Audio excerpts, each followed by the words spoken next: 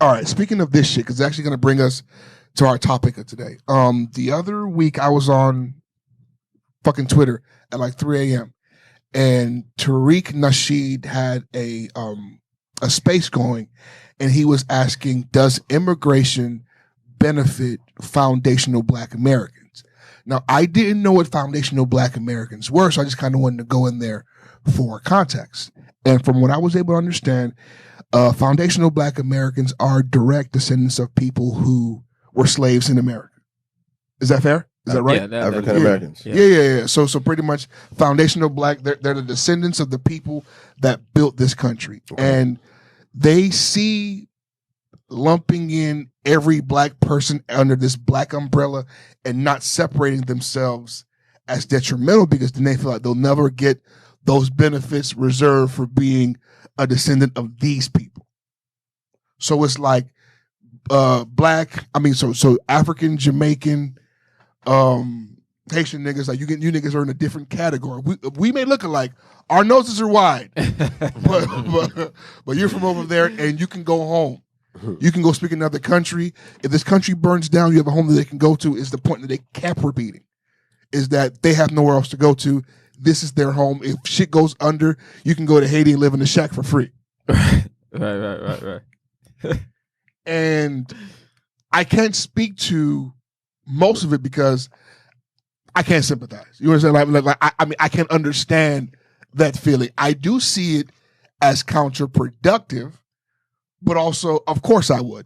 I'm a Black immigrant, the ones that they're talking about. It sounds divisive, though. It is divisive, but also, okay, I wouldn't be fair if I didn't say that Africans that come here, Haitians that come here, have a lot of cool-ass ways of thinking. Oh, yeah. Right? Facts. And they come here and they try to be the good nigga. Facts. You know what I mean? And they take some of those bad habits and they also spew a lot of anti-Black shit. Mm-hmm. You know what I mean? So it's like, that's what they're referring to. Unfortunately, it's not all of us, but everybody has their coons. Right. Yeah. So I'm thinking to myself, like, if I'm using my logical mind, like completely separating myself and trying to think objectively, I can't really dislike their position. Because I can't dislike it. they were speaking about people like Candace Owens, who's of Haitian descent, who went up there and was saying, yeah, she's one of us. She got some type of Caribbean background. I don't know if it's Haitian. It's Haitian. It's us. Ah, shit. We Yeah. gotta take that one. But her last name We gotta Owens. take Candace She Owens. married to a cracker. Adopted and married to a cracker. Right? So, but like, she was up there caping and saying that African Americans shouldn't get reparations. And they're like, bitch, you Haitian. That's none of your business. And they're right. You're right. They're right. Hey, you gotta call it how you see it. You're right. That's none of your fucking business. True. Don't fix your mouth. Right? But even if I would never tell no nigga, no matter where you from, No you matter don't where the deserve fuck you reparations. Come on, that's crazy. Right. No matter where you are, if you're a nigga who can get it, get it. Right. Get it. They even pointed out the dude with the hairline from ESPN. That, Stephen A. Smith. Stephen yeah, A. they Smith. say he Caribbean. He Right? is of some Saint Kirk Saint Virgins or some something. shit like that. Oh, really? So they're like pointing out the way that Caribbean people come in and influence and then come with that coon shit and saying y'all fucking up what we got here in America, right? And that, you know, so it's hard to disprove because the thing is, I like, can see it. Stephen A. Smith is hard on Black men, and the thing is, it should come from a Black person, right? But also, when you come out there and you begin to say shit that doesn't align with, I don't know. The whole shit's funny. I don't even know if I should finish that statement. I just find it divisive. I just feel like in the greater scheme, it's division, bro. Like, Okay, so we're now, still oppressed. I've also Like, seen it'll a always group be of oppressed. guys called ADOS, American Descendants of Slavery. Now, how do ADOS and foundational Black Americans, like, how do their stances differ? well, one is more of a political group, and I can only speak for as an outsider. Right. As an outsider, I'm speaking as an outsider. So one is a political group, that's ADOS, right? They ADOS. allow other people to come in who are not of that. And Foundational Black American is It's more identity. of a lineage, is an identity. Like, you can't be a part of this. Like the same way, you know, Haitian Americans, et cetera, the same way, right? But the touch on Ricky, I'll be remiss if I don't, look, I'm using words like remiss. Come on, baby. Come on, baby. If I don't say this, we can say that their stance is divisive right now, but at times Caribbean people and continental Africans have been divisive. Of course. So right now they're saying we are circling the wagons and we're saying we identify, okay, you belong to that group, you belong to that group, this is our group, and we're going to protect and build up our group. I have no issue with that. The part that gets divisive to me is when we just start disparaging each other, calling each other names and this and that and your country and go back to this and go back to that. That sounds like some white supremacist shit to me. I hate to hear my American brothers and sisters say that crazy shit. It sounds crazy. It sounds crazy, Hearing but black people say go back to your country. Yeah. It Yeah, always sound crazy as fuck to me. I never understood it. Let's not cap though. We definitely heard that all throughout school. Yeah, But that's another point. Wait, Yeah. I'm sorry. I don't mean the ball hog. That's another point that I feel, right? I think that this conversation, it becomes nationalized and regionalized, right? In a certain degree. Like the way that Haitians were treated in Miami is different from when they were treated in New York, how they were treated in Boston. Yeah. So when I hear some people say things like, well, African Americans have always been loving and welcome. Shit. Speak man. for your region. Now, Yeah. okay, Speak but for now where you come we from. And also have to remember, right?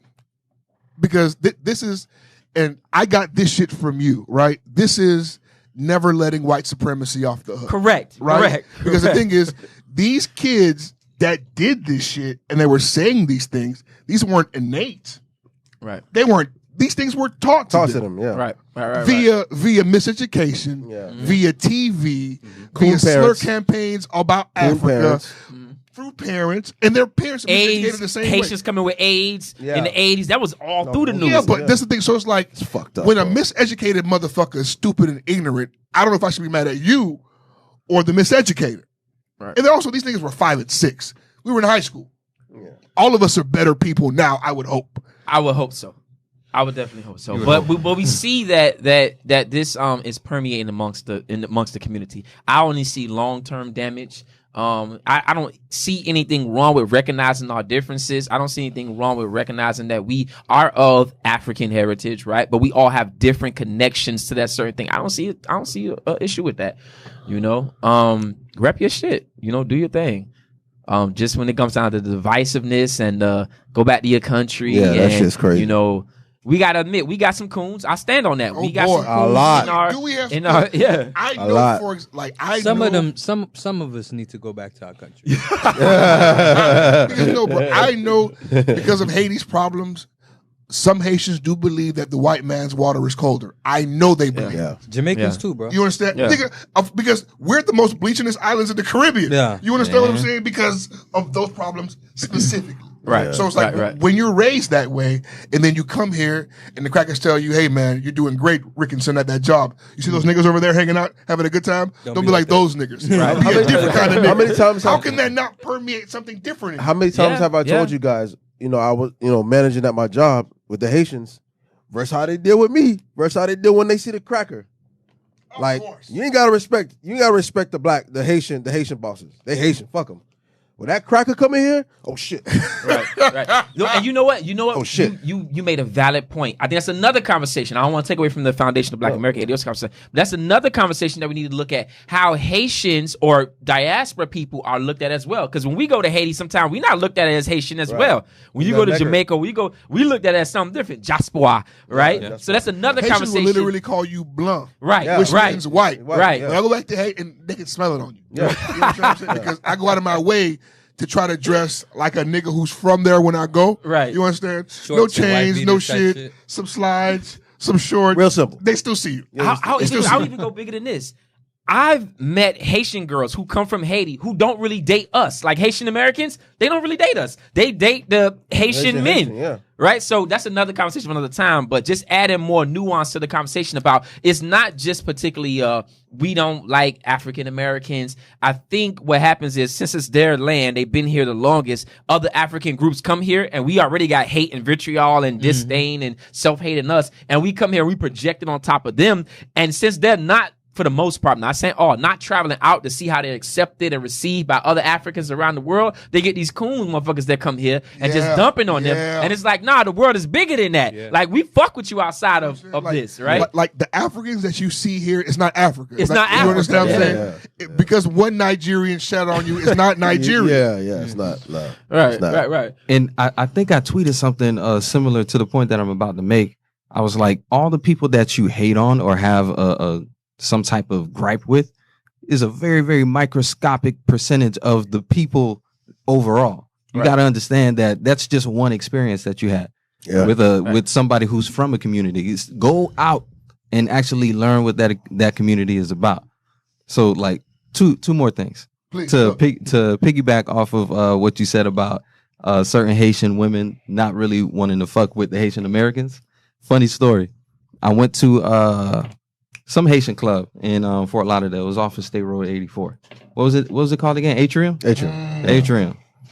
I'm there.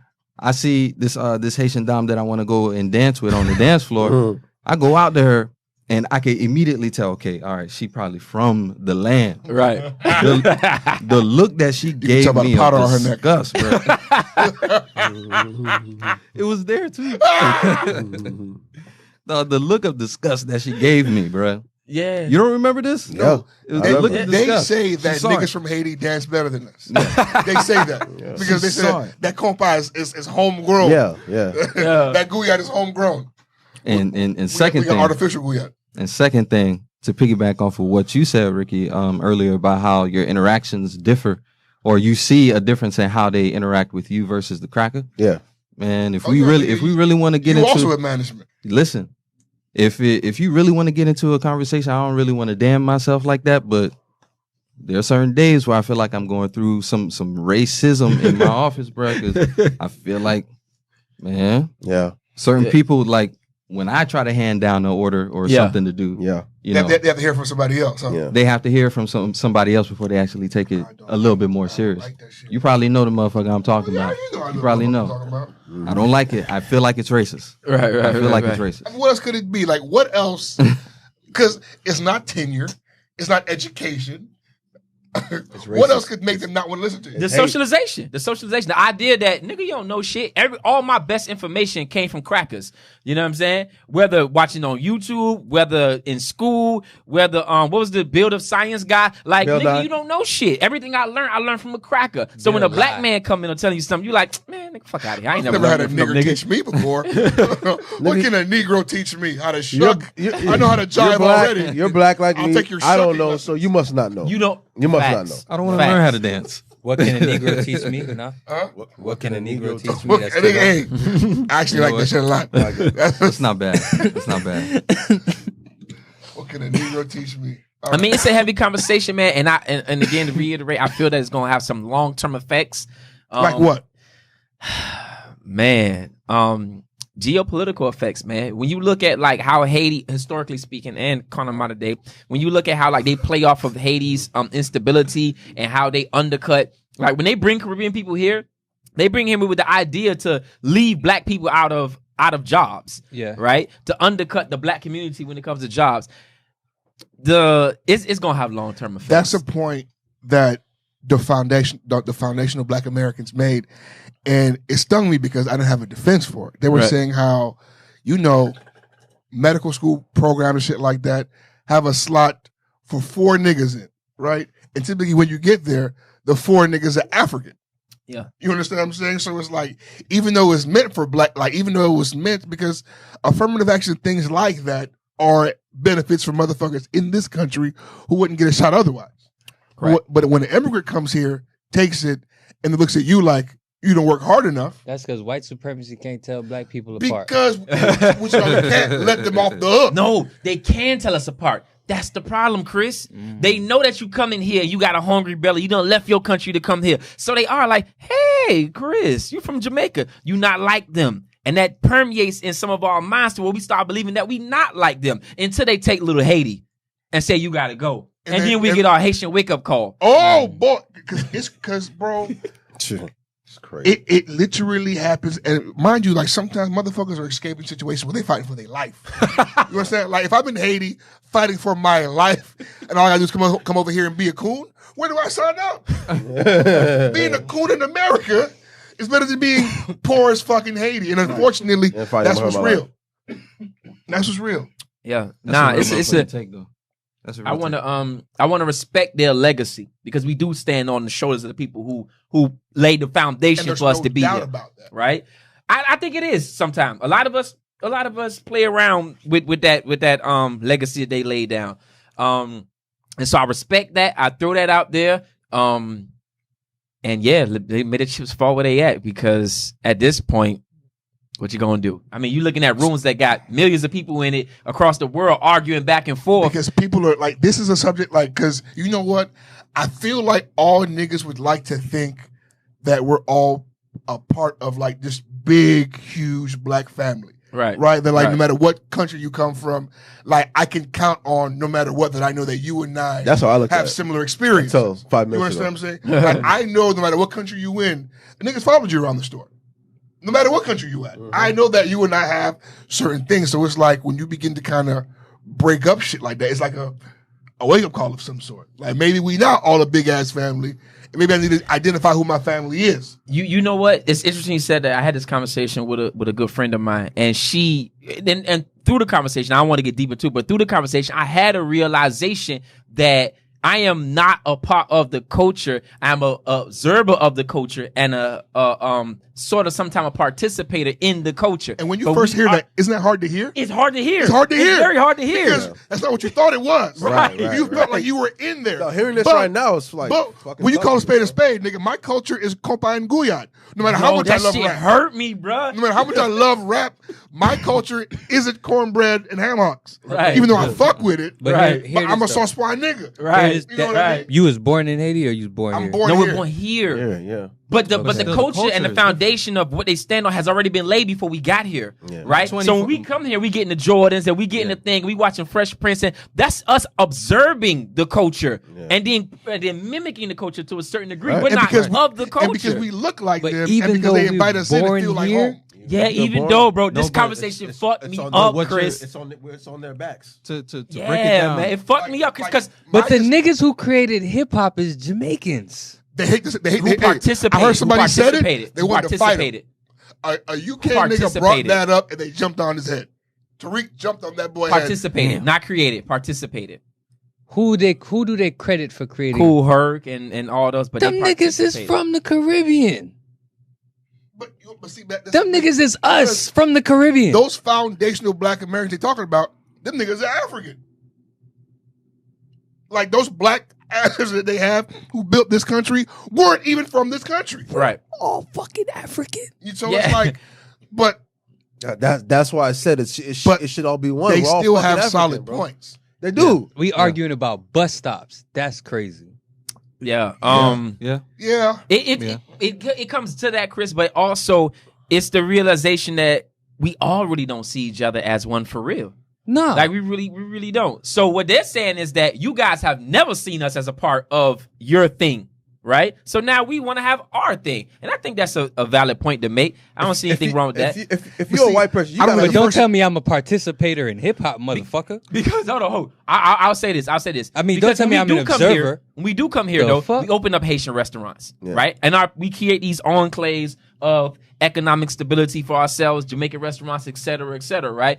For the most part, not all, but they don't participate in our things, and we don't, for the most part, participate in their things, unless you have a African-centered consciousness. They'll participate right? in some Chinese food though. That's another story, Chris. So like even now I'll say now Haitians, we have the most, that sounds very above elitist, but we have the most like viewpoint of seeing things. Like Haitians, we coon, but we know America fucking up Haiti. We be knowing that instinctively. Like anytime something happen in Haiti, we be like, We know it's America. America. I know it's you, motherfucker. If we don't know why or how, we know. Like once the Fingerprints, president died, everybody knew. Everybody Nobody was deluded as to where it came from. Every Haitian friend I had connected it to America immediately. Bro, The We first know, thing we they know. did when the news broke, they was like, "Watch out, I'm gonna show you how America did this shit." there was never any doubt in my mind who did this shit. You know what I mean? Like we're not because this is the thing. Our history is littered with being fucked by America. Yeah. Which is why I can't understand why a Haitian would tell somebody else